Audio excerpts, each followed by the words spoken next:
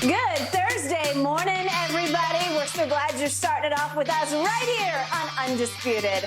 I'm Jen Hale. Good morning. Skip Bayless, Shannon Sharp. How are we, guys? Doing great, doing great, doing great. Should be doing great. I don't know what the catbird seat is exactly, but your Lakers are now sitting in it. Here they come. Look out above. Man, ain't nobody Skip. Above. Skip, everybody knows what you're trying to do. Nothing's trying to do anything about nothing. Yes. I'm just telling you what I've been telling you from the start. You can't see it, but I saw it. You go, they're the A spot. LeBron, if he's the goal, blah, blah, blah. He didn't get it done, so that solidifies it. I know what you're doing. As AD said, the pieces are in place. Here we go. Okay, they give you a 1,000-piece jigsaw puzzle. Yeah. All the pieces are in place. You got to put it together, though, still, right? I think they put a lot of it together last night. I told you they were going to win. You didn't believe me. Yeah, I mean, Pat Bev gave him a grand total of 0 points. Okay, way to go. That's why he's not a Laker anymore. Gentlemen, let's start right there this morning because every time you wake up, you have to take a new look at the Western Conference standings because they shift so much. Indeed, though, congratulations, Shannon. Your Lakers got revenge on the Bulls last night. Right. It was a 121-110 victory. AD leading the Lakers in scoring with 38 points. LeBron, he chipped in 25 of his own. After the game, AD gave an optimistic view of the Lakers with only 6 games left to go. AD said, quote, "We can definitely make a run. We've got all the right pieces from top to bottom." All right, Shannon, how much more faith do you have in your Lakers after seeing what they did last night? None. None? I saw the second unit give me 14 points. Wow. Did you see that 17-point lead evaporate in a matter of 3 minutes? Did you see that? Wait, the starters outscored their starters 107-72? Let me ask you a question. So in the playoff game, so the starter's going to play the entire 48 minutes? I mean, I thought that's what you had.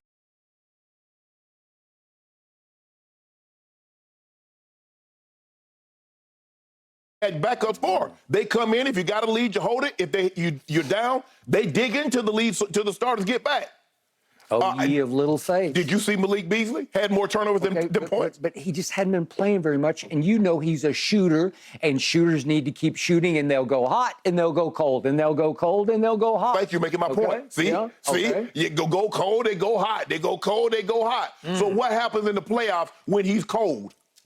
Well, you just play him sparingly because you got a new starting lineup that really, really, really works. Yeah, look, I've seen this before. I love the way the guys play. Vando gave us some hit 2 big threes, played really good defense on DeMar DeRozan yesterday. But look, Skip, I've seen AD went 13-20 from the field, 11-14 from the foul line. That's his 16th game when he's had at least 30 points and 10 boards. We've seen this. But didn't you see a game the other day where he had 8 field goal attempts? Didn't you see a game the other day where he had 13 points? Or a game against Toronto where he had 8 points and 9 rebounds? Yeah. You make it seem like he plays this every night. LeBron says he always plays like this. Sometimes you just got to kick him in his ass every now and then, but he always plays like that, so I'm never worried. Well, so that's actually, you're undercutting your own statement. He always plays like it, but sometimes you got to kick him. Exactly. Okay. Exactly. Right. That's my point. Yeah. So are you telling me, as we sit here today and discuss them, what do they have, 6 games left? AD's going to play like he played against Vucevic last night. He's going to play like that the remaining of the regular season and in the playoffs. Okay, Skip, we going our way. I think you got a shot for him to play like he did last night, about 80% of however many games are left, and that includes the post. Yeah. I think in 80% of those games he will play equivalent to last night. He hadn't done that 80% of the time this year. So what makes you think he's going to do it now? I saw it in the bubble, and this feels like the bubble to me out of the bubble. That was so long ago, Skip. Okay, all right, but it feels like LeBron got his break. He got to revitalize. He got to reinvigorate. He came back fresh. He came back much healthier than he left. He was able to sleep off passing Kareem and get back on track to win basketball games. Can I do how about this? The Lakers moving forward in the West, the Lakers can beat anybody that makes the playoff or the play-ins. They also can lose to anybody that's in the playoff or make the play-in. Yeah, I'm not sure about your second statement. I'm just not sure about that because there's a lot of junk that's rising to the top right now. But Skip, you do realize in the play-in, it's one game. It's not a 7-game series. All right. Now, okay, we get to the playoffs. Could Memphis beat them? Could Golden State beat them? Could Sacramento beat them? Could Denver beat them? Yes. I kind of like LA's chances over all those teams. I do. I really do. No, Skip, you're looking at it because of their two stars. And yes, but the two stars are in this position what we're in right now. You make it seem like, oh, AD and LeBron hadn't played together. They have. Yeah. And the backup unit, and yesterday the backup unit wasn't very good. 14 points. You just didn't need them to be very good, right? It was one of those nights where the starters started and the starters finished. But, Skip, you had a 17-point lead. I turn, go downstairs, take the dogs out, come back upstairs, and they're down a point. How? Okay. All right. And then what happened? Okay, they finished out strong in the second quarter, and they carried it over. Because normally the third quarter is the bugaboo. The third quarter normally like, hey, man, we did good the first half. Hey, guys, we'll kick it in the fourth quarter. Yep. So let's go let them go on. So that's progress, right? And they won the fourth quarter by 2 points. That's big progress. Yeah, but they was already up. I think they closed out the second quarter on like a 10-0 run. They got back in charge. Right. That's what happened. Skip, look, I like the Lakers. I'm not worried about LeBron. If you notice, I ain't even mentioned LeBron. I didn't mention that he only played a little over 31 minutes, and he had 25 points. Yeah, I didn't mention him because I'm not concerned about him. If AD gives me that, okay, now Skip, we might be on to something. But I just can't. I've just seen too much. I've seen too much inconsistency from AD because I know what he is. All right. Since you don't love your team, I will.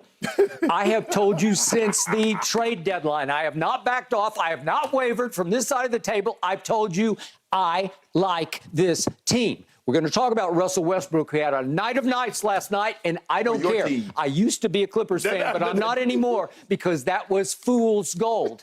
He was fool's gold when LeBron and AD said, we got to go get Russ. Nope. And you sat over there morning after morning after morning. We got to get out from under him. We're stuck with Russ. You got out from under him.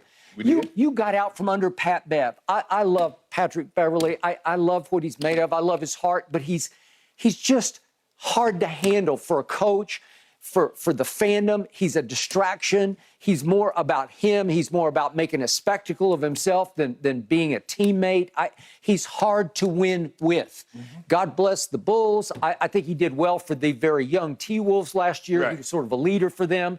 And then what happened? They lost in the first round, obviously, to Memphis. But the point is, I like your basketball team, and I love that LeBron has come back refreshed, sort of the way he went to the bubble, very refreshed. How many years ago is that now? Is that 3 or 2 years ago? Yeah, two, yeah, whatever. But the point is, last night was very significant to me. I told you Monday, after the Bulls had embarrassed them in LeBron's return on Sunday, the Lakers weren't ready for the Bulls on Sunday because the Bulls had won 6 out of 7 on the road. And LeBron did not announce that he was going to play until like 3 minutes before the game. And all of a sudden they're like, wait, you're going to play with us? We're rolling, man. Right. We just won 3 in a row. And they couldn't figure it out fast enough against a very good basketball team. Right. And yet I told you they will wreak revenge because they'll have a couple of days to catch their breath and say, okay, let's reset all this because the pieces are in place. And I'm going to read this line from Anthony Davis after the game because I really agree with it. I appreciate the fact that he acknowledged this. We can definitely make a run. We got all the right pieces from top to bottom.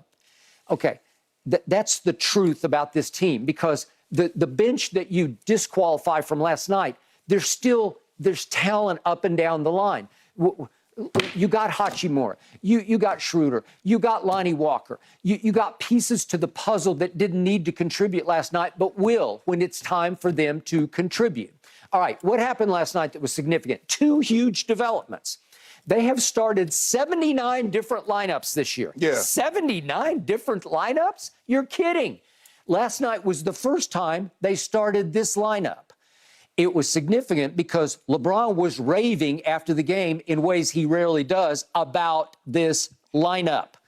It was LeBron after the game who said, I think the number one thing is we have multiple ball handlers. So no one has to feel stressed handling the ball every possession. See LeBron James. Right. He got tired of, I don't want to do it all the time. Let me switch off a little bit. Right. D'Lo can handle the ball. D'Lo's a talent. Austin Reeves is proving right before your very eyes he belongs in this league and in this lineup, right? Yes. And then, speaking of Austin Reeves, he had a good quote about, he said about the starting lineup last night, when you have that much talent on the court, Bron, AD, D'Lo especially, and then you kind of fit me and Vando, as in Vanderbilt, in there, hustle guys who play the right way, then you've got something. You do. Right. You got something. Again, they outscored Chicago starters, who are no slouches, 107-72 in the house that Jordan built. That's impressive to me because you fought fire with fire. And then equally impressive to me is what Austin Reeves, who keeps taking my breath away, what he did down the stretch. If we could see this, I'm going to show you the 2 shots that he made in the fourth quarter before we get to AD's fourth quarter, which was stupendous. But let me show you Austin Reeves' 2 shots in the fourth quarter. Here's the first one. Tell me this isn't big time. Whoops, whoops, whoops. Okay, that's Luka-esque, right? That's his pattern. He get a lot of. He get at least one of those a game. Okay. That's clever. That's IQ. Right. That's footwork. That's I know how to play. Right. I can outwit and out-trick you if I have to because I got quickness and I got some athletic ability and I know how to play this game. LeBron appreciates that. Yes. Okay. Then shortly, your favorite one. Here we go. Shortly thereafter, here we go again with similar sort of shot. Austin Reeves. Guess who's guarding him? Guess who's guarding him? And he does a little floater and makes it. And he did too small on Pat Bev. Yeah, that's Kobe of the Ozarks. What you expect?